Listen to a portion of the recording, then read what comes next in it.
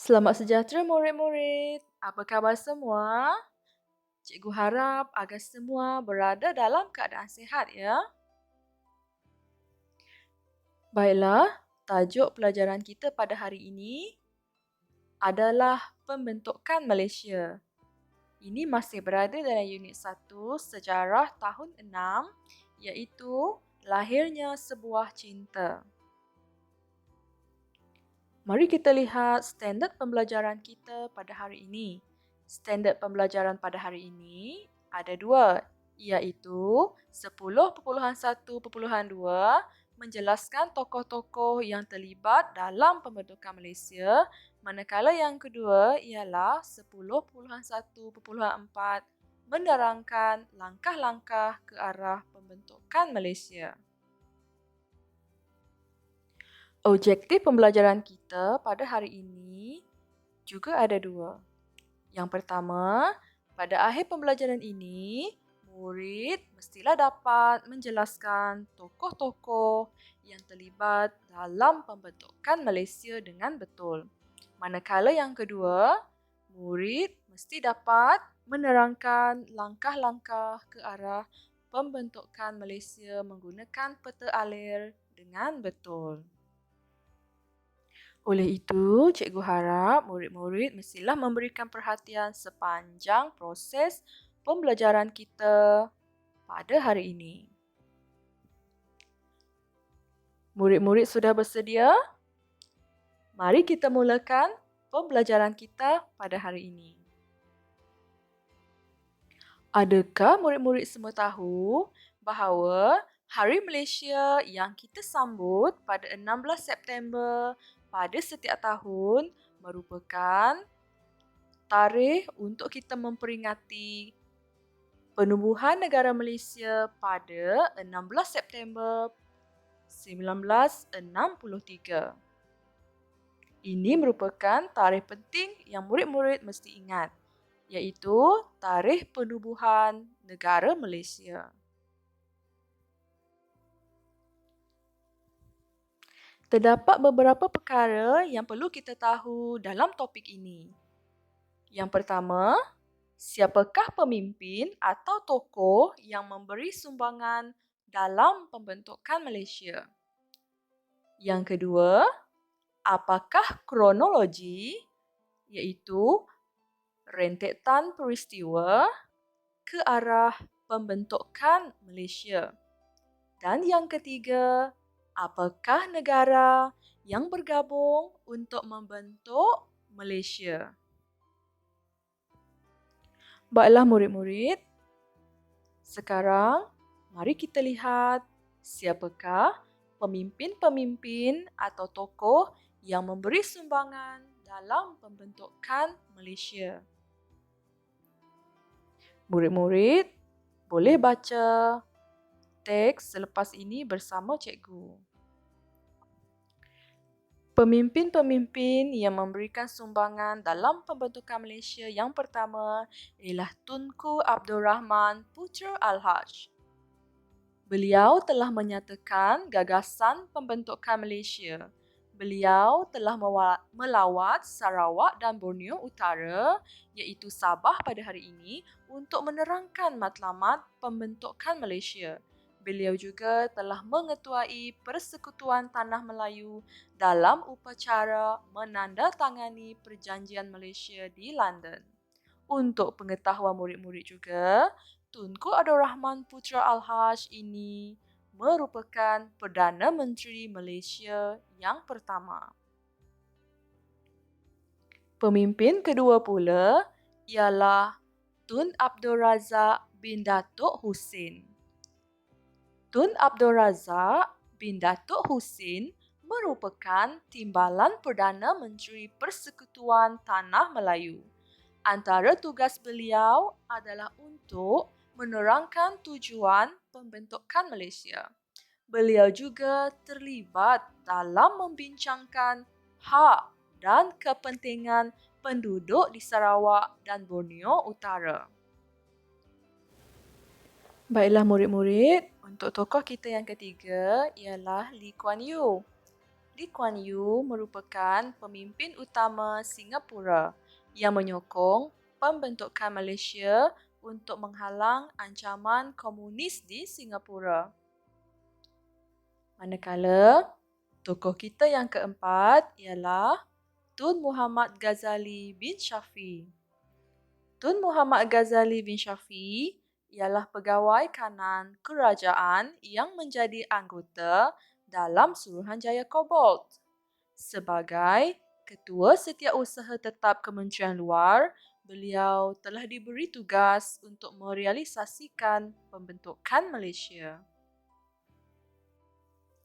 Seterusnya, tokoh kita yang kelima ialah Tun Datu Mustafa bin Datu Harun. Tun Datu Mustafa bin Datu Harun yang mengasaskan United Sabah National Organisation ataupun USNO telah menyokong pembentukan Malaysia. Beliau juga menjadi ahli jawatankuasa Perundingan Perpaduan Malaysia iaitu JPPM. Beliau merupakan Yang di-Pertua Negeri Sabah yang pertama. Kita teruskan lagi kepada pemimpin kita yang keenam. Pemimpin yang memberikan sumbangan dalam pembentukan Malaysia yang keenam ialah Tun Muhammad Fuad Stephen. Tun Muhammad Fuad Stephen merupakan pengasas United National Kadazan Organisation atau singkatannya UNKO telah menyokong pembentukan Malaysia. Beliau juga dilantik sebagai pengerusi JPPM. Setelah pembentukan Malaysia, beliau telah dilantik menjadi Ketua Menteri Sabah yang pertama. Seterusnya, pemimpin yang ketujuh ialah Tan Sri Dato' Amar Stephen Kalong Ningkan. Tan Sri Dato' Amar Stephen Kalong Ningkan yang menubuhkan Sarawak National Party atau SNAP telah menyokong pembentukan Malaysia. Beliau juga merupakan ahli JPPM. Selepas pembentukan Malaysia, beliau telah dilantik sebagai Ketua Menteri Sarawak yang pertama. Pemimpin kita yang ke-8 ialah Tun Temenggung Jugah Anak Baring.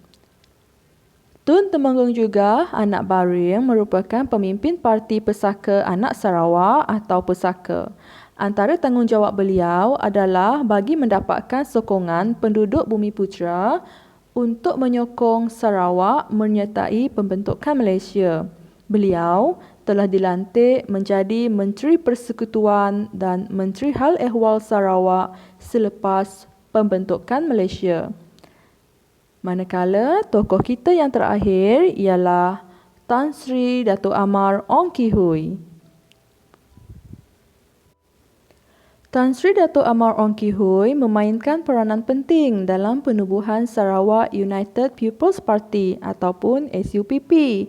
Pada awalnya, parti beliau menolak idea pembentukan Malaysia. Namun, demi kepentingan masa depan Sarawak, SUPP menyokong penubuhan pembentukan Malaysia.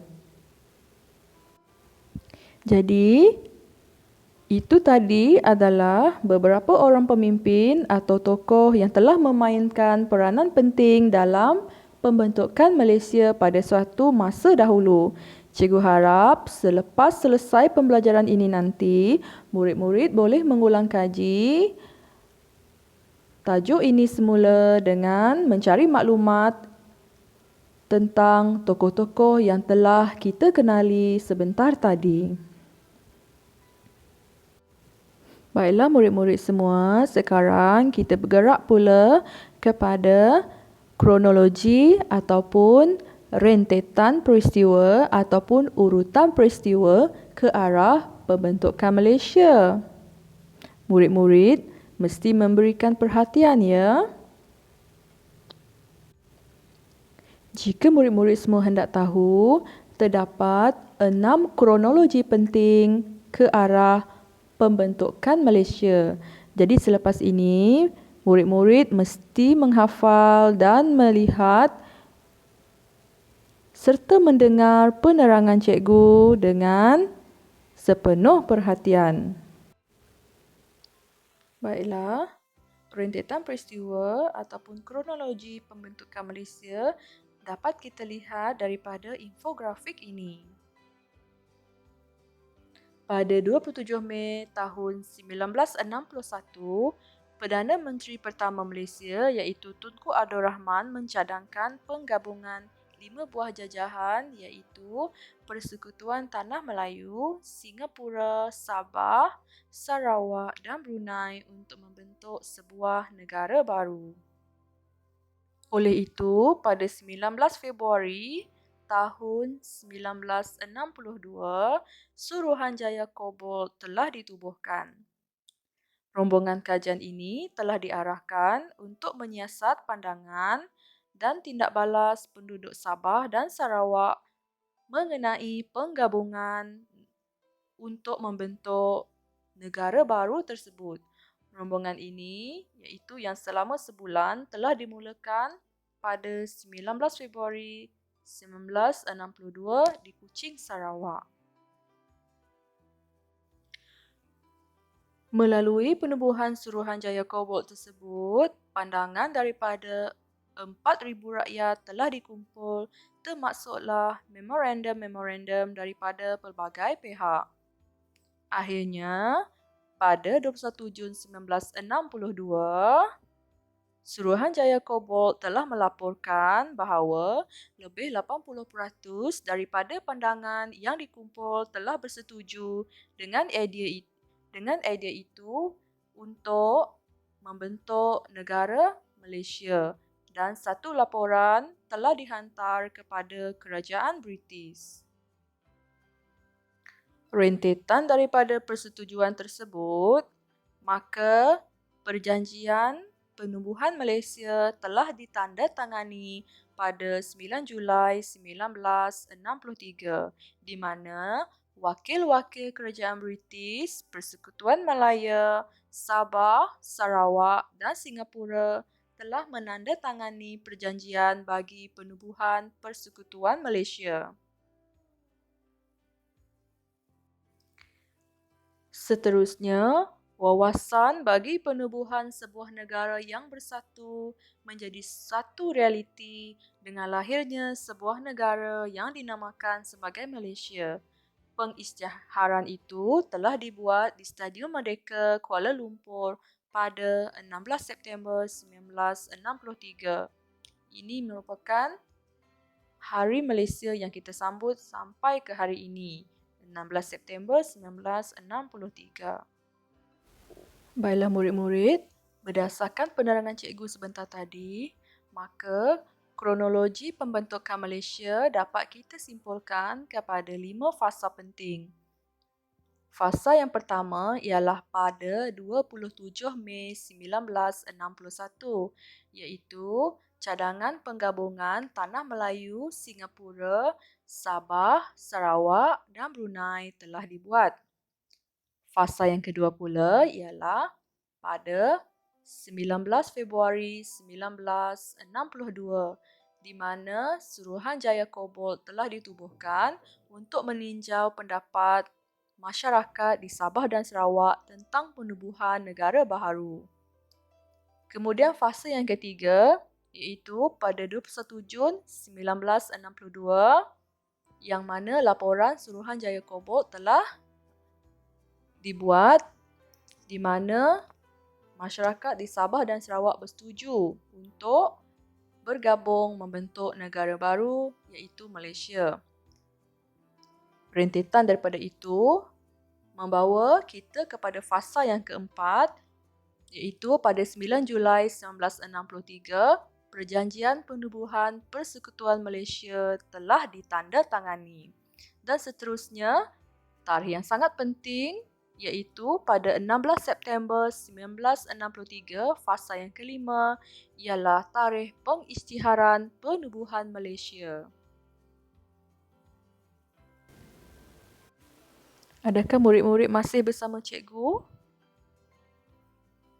Baiklah, Berdasarkan penerangan tadi, dapat tak murid-murid beritahu cikgu bilakah Malaysia ditubuhkan?